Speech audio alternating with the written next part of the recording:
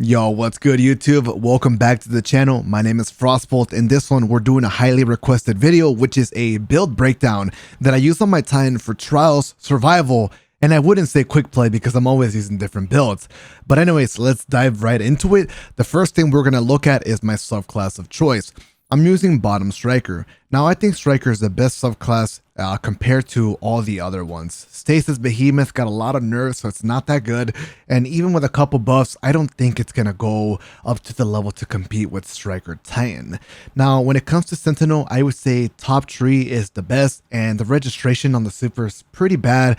It's not that fast, runs out pretty quickly, and it's just kind of easy to shut down. Now, the melee ability is pretty nice and all that, but it's just not enough to carry it as my top contender for those modes that I mentioned.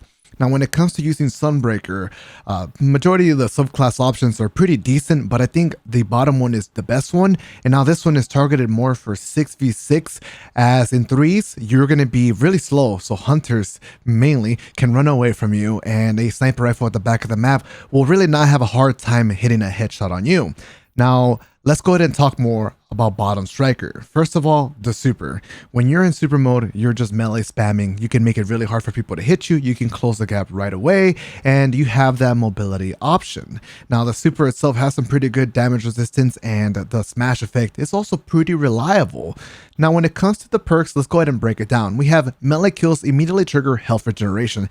This is one of my favorite perks of all time when it comes to Destiny PvP. Even in Destiny 1, I always wanted health regeneration of melee kills because it was really strong. You're always getting melee kills. The lockout ability, all the damage that you do, doing a shotgun melee, a snipe body shot melee, getting the health back is really clutch. So right off the bat, I think it's an S tier perk. Next up, we had frontal assault. Strike an enemy with this melee ability to reload your weapon and increase both your weapon stability and weapon damage. So another neutral play ability, it's pretty good. What really makes it stand out is the bonus weapon damage. So take for example an Ace of Spades with Memento Mori. If you proc that weapon damage, your Ace of Spades can now 2-tap players to the head. So just to give you an idea, that weapon damage comes in clutch and makes your shotgun more consistent, and you're just more of a threat. Next up, let's take a look at knockout. Critically wounding an enemy or breaking their shields increases your melee range and damage. Now this right here is an insane perk. Knockout is something you can continuously proc with anything, and my goodness, it is such a good perk that once you learn how to take advantage of it, you will become a really scary Titan. So knockout can get proc by several things, like let's say somebody jumps into your Titan shield and then they become one shot. Knockout gets procced. You get into a duel with somebody, you hit like 2 hand cannon shots or something like that, you break their shield and you proc knockout, you have that for 5 seconds. You get a shotgun blast, but it whips, but you break the shields, you have knockout. So the list goes on as to the many things that can proc knockout. It's really strong. You have increased melee range, and I would compare it to something like the Synthosep's exotic gauntlet. You're just sniping people. Now, there's something that's not really mentioned when it comes to melee range and melee abilities. So when it comes to using knockout, you have that teleportation effect that, my god, it can throw people off so hard. It's almost super cheesy and broken. I feel like they should fix that. But anyways, it's something that has caused me to lose a lot of melee fights or lose a lot of shotgun battles because I'm trying to hit the guy that's teleporting with his melee, but I can't because he's going from point A to point B to point Z. I'm like, where is he? And where actually are the points that I can hit him? You know, basically what I'm trying to say, it's really buggy. And unfortunately, it's just something that you could take advantage of when it comes to knockout. Now, that increased damage is also really nice because if you go in and somebody starts health regenerating, but you still have the knockout extra damage, then you can kind of get a one punch. So a lot of great things coming out with these perks. I always use lightning grenades. I know it can be kind of iffy on certain maps because of the angles. They can land slanted and they just won't do what you want them to do, but you have to stick with them, master them, because my goodness, the damage you can get is very strong. It can help you clean up a foe or do a really good opening shot. So even with lightning grenade having the opportunities to mess up on you, I still think it's worth running over something like a pulse grenade and a flashbang grenade. Flashbang grenade has to be one of the worst grenades overall when it comes to PvP in my honest opinion. Now, pulse grenades are okay if you're just trying to have something that's easy mode that really doesn't do too much damage, but it's just easier to use, you know, more casual. Now, when it comes to the barricades, I used the bottom one. I thought the increased stability, you know, the range was all going to be nice, but I tested it for about a week. It's not worth it. Not enough cover, not enough bonuses to really make it worth running over the tall barricade. As the tall barricade, it still struggles to keep opponents from jumping over you and really covering certain angles, but anyways, it's really good. It can give you cover. You can make your own cover whenever you want. You can go for reses, and you could just put some cover to try to regen your health when you think that someone's going to push you. You can force opponents to engage at you in different ways. So different ways to play around that. Now that we're done with the subclass thing, let's go ahead and talk about my weapons. I love Ace of Spades. Now, I can deal with the fact that it doesn't have Icarus. I kind of just go for it. You know, I hit my shots in the air, whether they hit or not, I don't care. I still manage to hit some shots sometimes, and if I don't, then oh well, it was the risk I was willing to take. So anyways, Ace of Spades is really strong. I love this hand cannon because of the range. I consider myself a primary gamer, so that's usually why you will not see me with a sniper rifle, because I rather just hit players with my primary across the map rather than be scoped in with a sniper rifle. So Ace of Spades does that great for me. I can hit anybody that I want with this hand cannon. High caliber rounds is going to help me in duels against pulse rifles, maybe sniper rifles. Firefly, Memento Mori, self-explanatory. Really good perks. So Memento Mori gives me a bonus damage, making it so where that I can only hit one headshot and then 2 body shots will allow me to kill enemy guardians. So very strong hand cannon, man. You get 1 defeat, and then after that you start snowballing. You know, you can push a little bit more aggressive, but you do get what's it called? The consequence of that, you cannot switch to your shotgun, otherwise you lose Memento Mori. But as a primary gamer like myself, I really don't find that as a downside, because I don't mind. I like keeping my primary out. Now, if I want to play a little bit more aggressive, you know, where I do shotgun swaps a lot more often, then I will use the Thorn. Thorn is really good for tagging players. Even if they're far range, that poison damage is going to cause some pressure and make them move around or just be scared to peek, delay their pushes, so on and so forth. Really high handling, allowing me to switch to my shotgun right away. And that's going to take me to the next point here, a sudden death, my new favorite shotgun that I've actually made a video in the past, and people in the comment section didn't believe me, but I've been using this thing nonstop when it comes to Trials of Osiris. So let's go over the role real quick, because I already did a breakdown. Now, I have Slide Shot because it's going to boost the range that I don't really have on this weapon. I'm using Elemental Capacitor, which is the reason why Sudden Death is so good and my new favorite, because if I use Arc, it increases the handling. So that accompanied with the Striker subclass, I have a high handling shotgun. That means that I aim down faster and I can swap weapons really fast. I have Handling Master, which is also adding to that effect. And Icarus is very important, always mandatory on weapons like this to make sure that your shots register. And then last but not least is my Blast with 2 grenade launcher. I won't really use the power weapons too much, but if I have to, I have a trusted grenade launcher that can get the job done. Now let's take a look at my armor. So when it comes to tying, there's one thing that I keep in mind always, and that is find the lowest amount of mobility. Mobility doesn't really matter for me. It never really has unless you're a hunter. I don't think there's any arguments you can make as to why you would even want mobility on a Titan. You can take care of everything that you need to take care of with just, you know, 40 at least, right? So anyways, another thing, I always want 100 recovery. That's what I'm going for on my armor. Always trying to get the highest recovery, and I managed to get that. So the next thing I'm thinking is that I want to try to take advantage of my barricades a little bit, not too much to the point where it's all I can rely on, but just enough to that I know that I have it there. And I find that 50 resilience is the sweet spot. 50 to 60 is okay. Any more than that, and I feel like you're sacrificing points on the other tiers, which are also really important. I often see people running 100 recovery, 100 resilience, or you know, something like 100 intellect, but then they're missing out on like discipline abilities and stuff like that.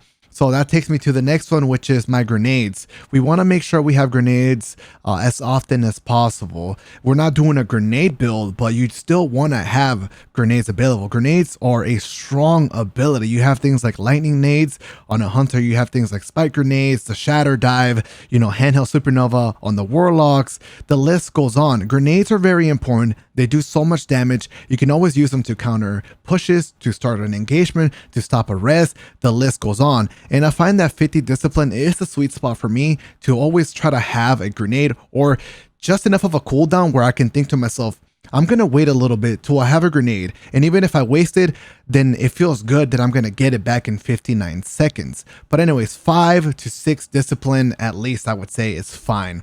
Now, the next step is very, very important when it comes to threes mode, like survival and especially trials, and that is intellect. I think 9 intellect is very important. I could run 8 and then increase my discipline, but the fact that I'm running the other way around just shows that intellect is very, very important. A lot of the times it comes to a stall out where people are just waiting for supers, and I don't want to be left behind. You know, I want to make sure I get my super energy back, especially if you start a round and you're not popping off too hard. Well, at least you have that intellect, you know, helping you out later in the rounds when you want to play more passive to help you catch up to everybody else having a super already.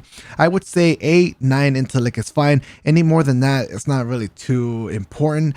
Anyways, next up is my strength, and I think it's not that very important because when I use striker, I'm not playing for the melee ability charge, I'm playing for knockout. It's almost like I have 2 melee abilities, one being frontal assault and the one being knockout. So strength, not really that important in my honest opinion. As long as you have knockout, you can proc it whenever you want. Don't need the melee ability charged up, so we're good on that regard. If I could lower my strength and put it into discipline, I would. So let's do a quick breakdown of the mods that I'm using. I'm using hand cannon targeting, and I find this one to be the most important just to make sure that my primaries are as snappy as possible. Something like Ace of Spades, many people would say that the handling is quite low, so I use the hand cannon targeting to combat that. It does give you faster ADS speed in case you didn't know. I'm using taking charge here since I have the space for it. Next up, I'm using my gauntlet here with hand cannon loader to try to make sure my primaries are always reloading fast. It's very important. I don't want my weapons to reload fast. And then I have shotgun dexterity. So shotgun dexterity is a 1-pointer this season, and that's why I'm taking advantage of it. It's going to help me pull out the shotgun way faster. If I don't have this shotgun, let's say for a different season, that's okay. I'll use something like fastball instead. I practice enough to get good with the lightning nades without using fastball. So I think if you're trying to do the same thing, yeah, it is possible. Just practice. But if you don't want shotgun dexterity, you can take advantage of the fastball. Next up is the, one of the more popular things going on when people talk about my build, and that is Crest of Alphalupi. Why am I choosing this over something like Dune Marcher, something like One-Eyed Mask, and Science's Rampart? So real quick, let's talk about the other exotics. Dune Marchers is not an exotic for me because I don't see myself as a player who likes to just run in with a shotgun melee 24/7. As I explained previously, I like to use my primary allow. So Dune Marchers doesn't really cater to my playstyle. That, and I don't really feel too good of the bug that's going on with Dune Marchers where it's just continuously chaining more than 2 times and just zapping people through walls. But yeah, Dune Marchers end point is that it's not for me. It's just not my style. Next up, Scientons. This was an exotic that I actually like using a lot. It was pretty popular for a while because you can counter snipers pretty heavily with this shield. You pop it around a corner, you can shoot through it. It's actually gaining some popularity in Trials of Osiris, and this is one of those exotics that I was pretty impressed with the moment that I got it. We made a video on it and everything. It's an S tier exotic in my opinion, but the reason I'm not using it is because it's causing me to be too defensive and I don't want to use it anymore. I'm kind of bored of it. I used it for a while before and I'm just ready to change it up for myself, create a new meta with my Titan. So Titan's really good exotic, but not for me anymore. I want to play more aggressive. I want to use my shield differently. And then One-Eyed Mask was really fun as well, but kind of for the same reasons as before that I mentioned. I just kind of got bored of it and I wanted to try something different, change the playstyle, and see if I can evolve my gameplay in a different way that I wasn't able to with these other exotics that I mentioned. So that is Crest of Alphalupi. Now, I played Hunter a lot and I use Wormhusk. Wormhusk is really strong. It's an S tier, probably more than that, to be honest. Easily take advantage of it. You just pop a dodge, health back instantly, you survive so many things. Now, when it comes to things like trials and survival, if you take damage, someone else gets a one-shot advantage on you, it's always nice to be able to recover your health right away. That's why things like recovery is super important because you want to regen your health faster so that you can get back into the action or that somebody doesn't clean you up. Incoming Crest of Alphalupi. Now, I've mastered this thing basically to the point where I'm able to pop my shield really, really fast. It's all about reaction and just being ready to pop your shield. So when I pop my shield, it's usually in situations where I am able to recognize that the enemy team got a first shot advantage of me, or I turned around a corner and I wasn't expecting to take fire, or I took too much damage, I'm like, whoa, I need to pop a shield ASAP to try to recover my health.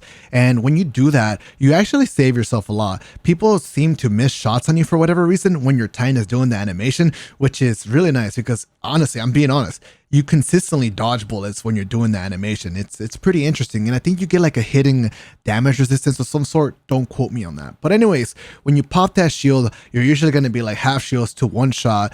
And then the crest will save you, it'll give you more health so that you can actually securely get away while still having that defense barricade up. So on this one, I'm running shotgun unflinching and I have radiant light. Radiant light is very important because when we pop supers, I'm going to get the charge of light. And that's just something you want to take advantage of. Like people sometimes argue about radiant light or just charge of light in general being kind of cheesy and broken and, you know, to get rid of it, do not use it. But it's like, they give you all this energy points on your armor. Why wouldn't you use it? What else would you put on? You don't need like unflinching. Sometimes you just have so much space, you might as well just put it on and take advantage of it and put more depth into your build. Next up is going to be my boots, and here I'm going for better already. This is a really good mod. For 1 point, you have to run it. You pick up an Orb of Light and just immediately get health back. Why not? It helps you live. I usually run a shotgun mod to get more ammo, but when it comes to Trials of Osiris, I find that I don't really need it. So you can make changes on your build depending if you feel like you need more shotgun ammo. Here we have high energy fire, which is what we need to make sure we get the bonus damage whenever we're charged.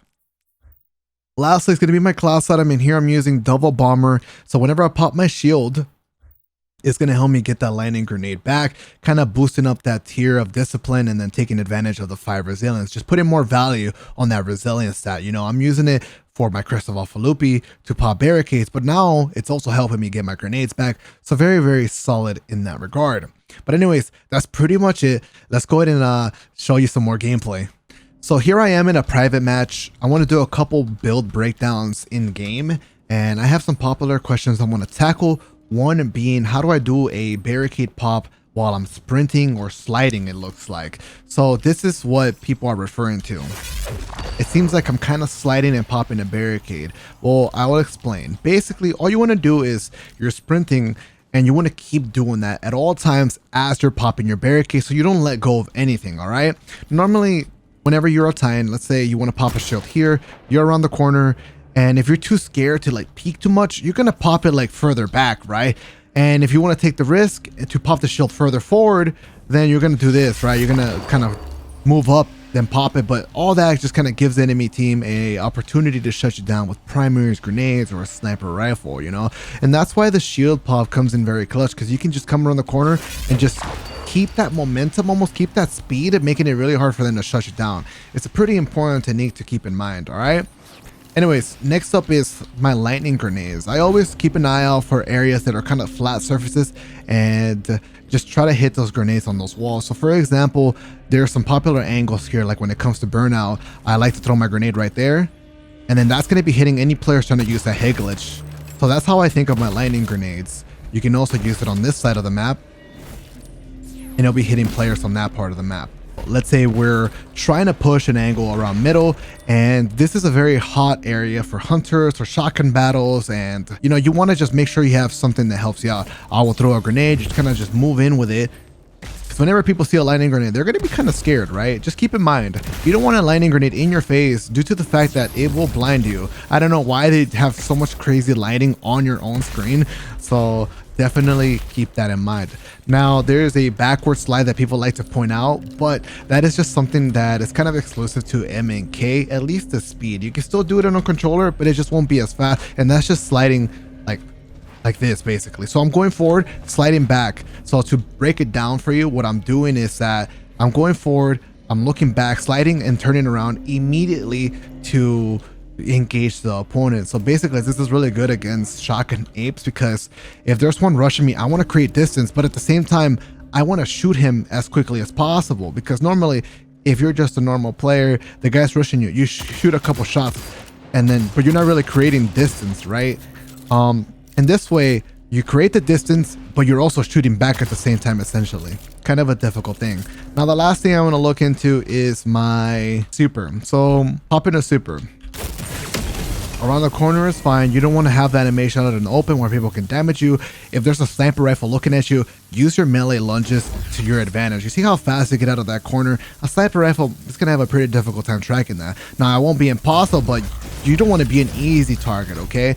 And honestly, that's pretty much it. I hope you guys enjoyed the breakdown. If you did, if you want to see more like this, drop me a like to support, consider subscribing, and I'll catch you guys next time. Peace.